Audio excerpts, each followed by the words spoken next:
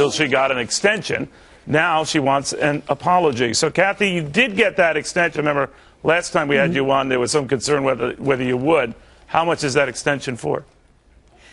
December 1st, 2014 is what I'm being told by my insurance carrier. Then you have no reason to worry. But in all seriousness, Kathy, you are very worried, right? Because an expensive policy delayed is still an expensive policy, right? Yeah, Neil, again, as I said when I was on your show last time, I'm walking a green mile. I have an extension of the execution date, but there's still a chair at the other end. And so absolutely, the extension only means that I wait another year to see what happens with that policy. Now, I think, if memory serves me right, Kathy, last time you were here, you were saying that to get the similar coverage to what you had would have broken the bank. It would have cost a lot more. And the feeling seems to be from those who support the law that time will heal all wounds and lower those prices, and that the great mathematical averages will turn your way. Are they telling you that? Well, let me say, Neil, before I answer that, preface it by saying this. Outside of appearing on your show, I have two professional lives. I am the co-host of a radio show, The Sitting Room, with Kathy Cairo and Curtis Rowan.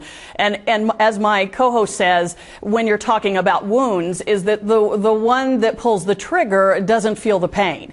And so in this case, the President and our Congress have pulled a trigger, but they don't feel the pain because the law doesn't apply to them.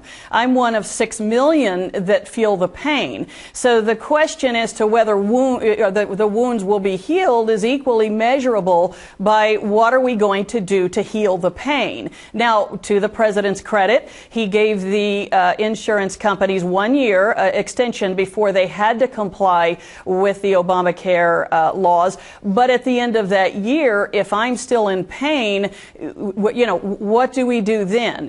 I go back to the ones that pulled the trigger and talking about a potential apology to all of us.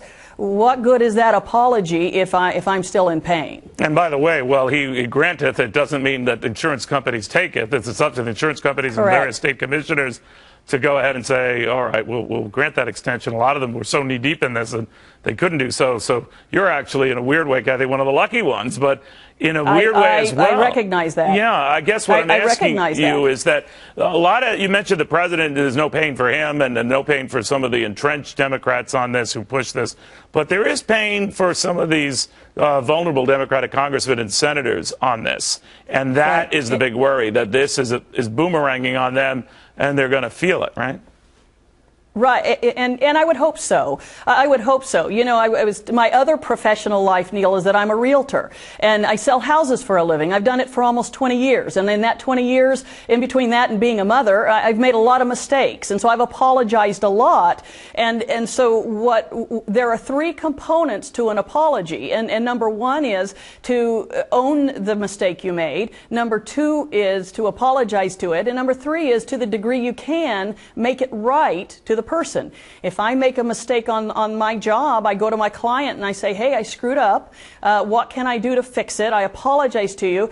And many times that involves writing a check. If it costs them money, that's what it takes to make it right. So, these weak Democrats, anyone who has now gotten the middle of this quagmire that we are calling the Affordable Health Care Act, who stands to perhaps lose their positions through voters or hearing from their contingency. My hope is that they would see on the other side of that complaint is someone who's feeling the pain, someone who their mistake in voting for this law has cost their constituents money, or cost their constituents inconvenience, or many times cost their constituents a health care plan that met their needs and was a quality plan for them. So I do hope it feels pain. I do hope that they see that. And maybe, Neil, when I wrote those checks for my clients, that was the greatest insurance against me making that mistake again. So perhaps if some of these lawmakers have to write metaphorical or literal checks to their constituents, that's a mistake they won't make again. I don't know about that, but I'm more cynical on these guys than you are, Kathy. But thank you very, very much. I'm a little, and let me say, Neil, while I have Sure. talking to you, I have a 24-year-old, and as long as that health care premium is equal to an Xbox, he ain't paying it. I'm telling you, he's not going to. Well, under this, by the way, he's going to be living with you until he's like Norman Bates, 48. But that's whatever. Actually, Kathy, you're a great guest. I wish you the best with this. It's been a nightmare for you, I know, but Thank you. You have a good attitude about it. Meanwhile.